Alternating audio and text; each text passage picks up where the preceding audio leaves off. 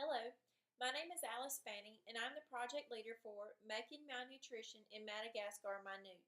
For the past 3 months, I have been studying this low income, sub Saharan African island country. Its people, the culture, the current health system, current health problems, and possible solution to ongoing health concerns such as malnutrition. Now, travel with me as we go to Madagascar.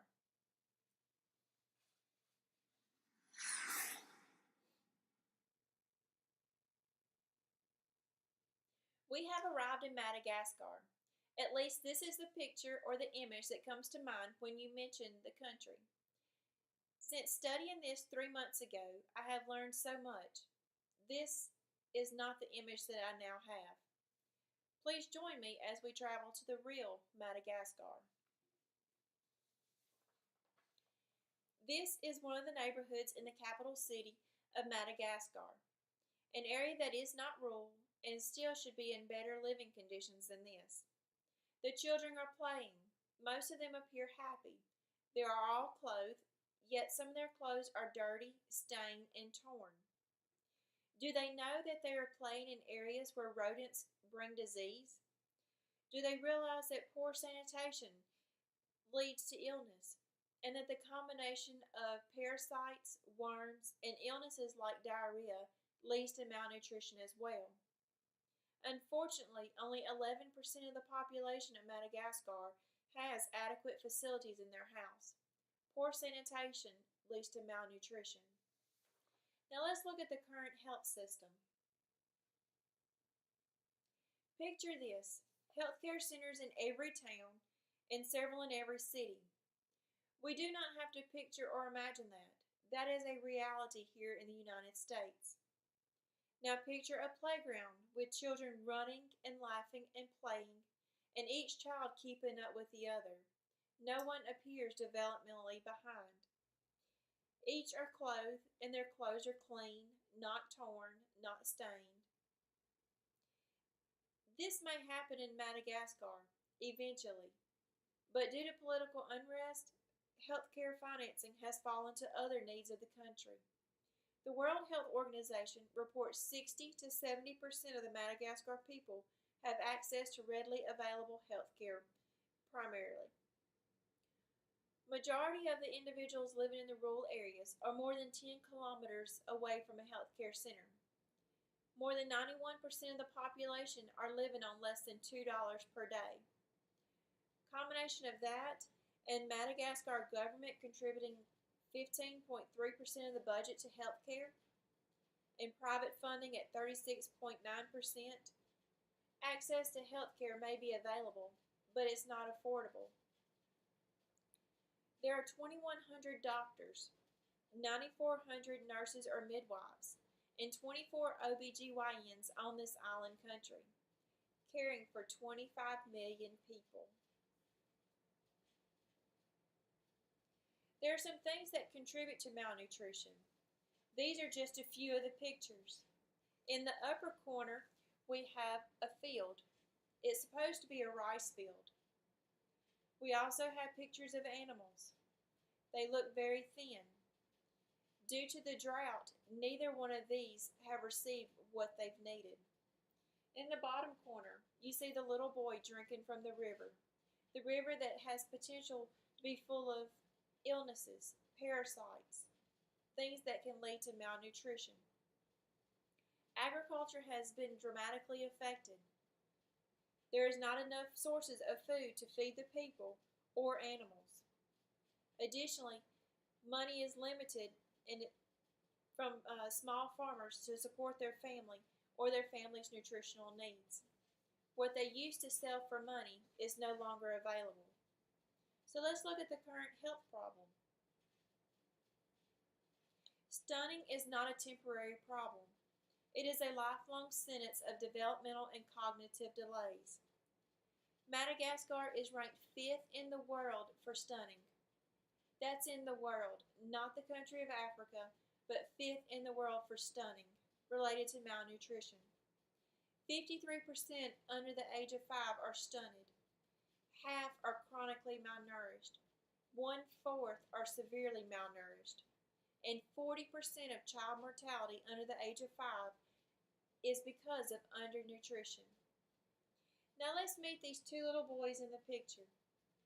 Both born on the same day in the same village of Madagascar. They are both 5 years old, but obviously there's a difference between the two. Their first 1,000 days started out different. Moronto on the left, his mother was able to afford and attend prenatal visits. She was able to afford the nutritional supplements, and she was able to provide the high nutrient foods that Moronto needed. On the right is Sarata. His mother was poor. She was unable to attend her visits. She did not receive the nutrition she needed while she was pregnant, and she's unable to provide the high nutrient foods that Sarata needs. He is attending school now, and he will eventually attend a university if the family's finances continue. Sarata, he just learned to walk, he does not speak yet, and his mother is teaching him how to defecate by squatting. The healthcare providers have recommended for Sarata to have a cup of yogurt a day, yet his mother cannot afford the 47 cents needed to provide it for him. These boys, living in the same Madagascar village, started out on completely different spectrums and will most likely continue on different spectrums. The effects of malnutrition on their physical development and cognitive development is seen as early as age 2, but is obviously apparent at age 5.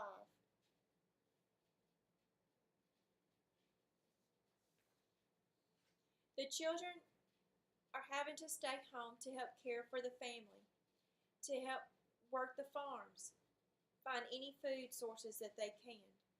They're not able to attend school. Either their parents can't afford it, or they cannot get there, or they must help with the food sources. They do not get the education they need, and it will not help them become prosperous adults without it. So let's look at a solution. Scaling up nutrition has been participated by Madagascar from 2012 to 2015. It is a viable solution. The Copenhagen Consensus 2012 expert panel found that for every dollar invested in reducing undernutrition results in a $30 return on that investment. The results: increased health, schooling, and productivity.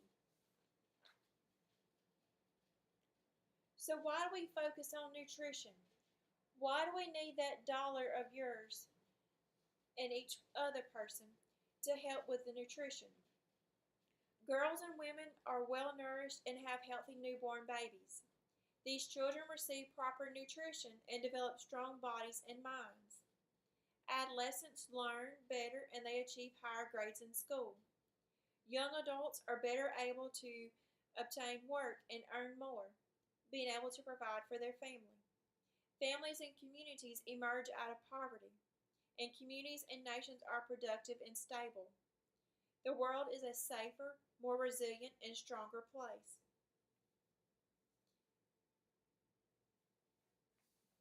So, how will the $1 million be used? This is a sun distribution of the million. We can see here that good nutrition practices will receive the highest percentage of that $1 million. The good nutrition practices will be optimal breastfeeding and complementary feeding, including education for the mother. Hand washing. Not only hand washing, but good hand washing. Nutrition education for the children and their parents. Improve vitamin and mineral intake, as well as providing supplements for those who do not have the farms that they need and the supplies they need. Deworming to rid of the parasites. And school feeding programs so that the children no longer have to skip school, but they can come to school, learn, and have a good nutritious meal. Micronutrient supplementations will also be accessible. Additionally, this project enables the treatment of moderate to severe acute malnutrition. So join me in helping the children of Madagascar so the next spoonful of food is a nutritious one.